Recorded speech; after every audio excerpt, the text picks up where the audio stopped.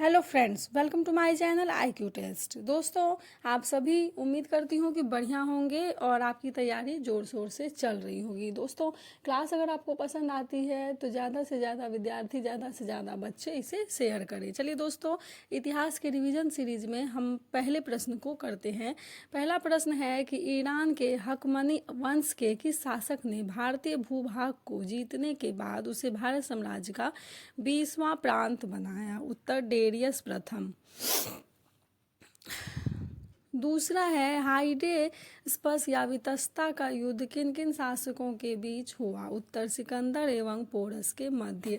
तीसरा प्रश्न है दोस्तों, सिकंदर ने भारत पर कब आक्रमण किया? उत्तर 326 ईस्वी पूर्व। चौथा प्रश्न है कि मगध की प्रथम राजधानी कौन सी थी? उत्तर गिरिव्रज या राजगृह।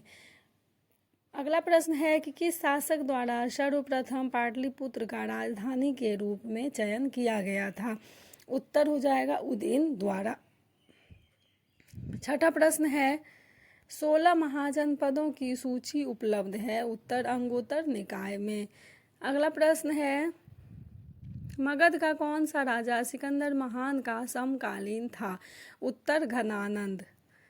आगे है हमारा प्रश्न दोस्तों कि प्रथम मगध साम्राज्य का उत्कर्ष किस सदी में हुआ था? उत्तर 6ठी सदी ईस्वी पूर्व में। अगला प्रश्न है अभिलेखीय साक्ष्य से प्रकट होता है कि नंद राजा के आदेश से एक नहर खोदी गई थी, यानी कि कहाँ के अभिलेख से? तो कलिंग के अभिलेखीय साक्ष्य से। अगला प्रश्न है कि पहला ईरानी शासक जिसने भारत के कुछ भाग को अपने अधीन किया था? उत्तर डेरियस। 11वां प्रश्न है मगध के राजा अजातशत्रु का सदैव किस गणराज्य के साथ युद्ध रहा? उत्तर वज्जी। 12वां प्रश्न है नंद वंश का अंतिम सम्राट कौन था? उत्तर हो जाएगा घनानंद। 13वां प्रश्न है दोस्तों भारत में सिक्कों मुद्रा का प्रचलन कब हुआ? उत्तर 600 ईस्वी पूर्व में। अगला प्रश्न है कि 6ठी सदी ईसा पूर्व के दौरान बड़े राज्यों के उदय का मुख्य कारण क्या था? उत्तर उत्तर प्रदेश और बिहार में व्यापक पैमाने पर लोहे का उपयोग। 15वां प्रश्न है दोस्तों कि मगध सम्राट बिंबिसार ने अपने राज्य वैदिक जीवन को किस राज्य के राजा की चिकित्सा के लिए भेजा था? तो उत्तर अवंती। अगला प्रश्न है कि शासक ने अवंती को जीतकर मगध का हिस्सा बना दिया? उत्तर शिशुनाग। 17वां प्रश्न है किस मगध सम्राट ने अंग का विलय अपने राज्य में कर लिया? उत्तर बिंबिसार।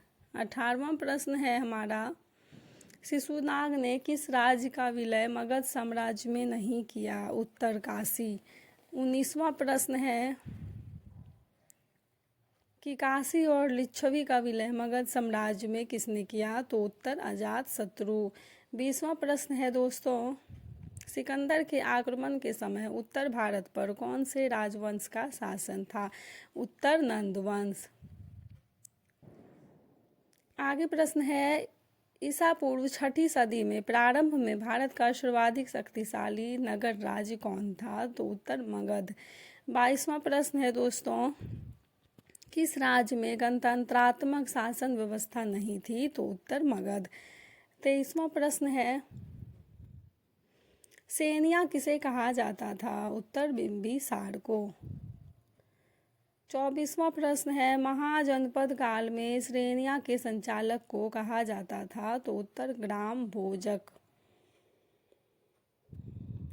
25वां प्रश्न है गृहपति का अर्थ? तो उत्तर हो जाएगा धनी किसान। 26वां प्रश्न है दोस्तों मगध के किस प्रारंभिक शासक ने राज्यारोहण के लिए अपने पिता की हत्या की एवं इसी कारण वह अपने पुत्र द्वारा मारा गया? तो उत्तर अजातशत्रु। अगला प्रश्न है विश्व का पहला गणतंत्र वैशाली में किसके द्वारा स्थापित किया गया? तो लिच्छवी के द्वारा। 28वां प्रश्न है हमारा कि 6ठी शताब्दी ईस्वी पूर्व का मत्स्य महाजनपद स्थित था? तो राजस्थान में। 29वां प्रश्न है किस नदी को पहले वितस्ता के नाम से जाना जाता था? तो उत्तर झेलम नदी को। 30वां प्रश्न है हमारा दोस्तों जैन परंपरा के अनुसार जैन धर्म में कुल कितने तीर्थंकर हुए? उत्तर 24। आगे प्रश्न है त्रिपिटक धर्म ग्रंथ है? तो उत्तर बौद्धों का। अगला प्रश्न हमारा है 32वां, बुद्ध ने किस स्थान पर महापरिनिर्वाण प्राप्त किया था? उत्तर कुशीनगर में। 33वां प्रश्न है दोस्तों, किस शासक ने बौद्धों के लिए विख्यात विक्रमशिला विश्वविद्यालय की स्थापना की थी? तो उत्तर धर्मपाल। 34वां प्रश्न है, किसके द्वारा तृतीय बौद्ध संगीति को संरक्षण प्रदान किया गया था?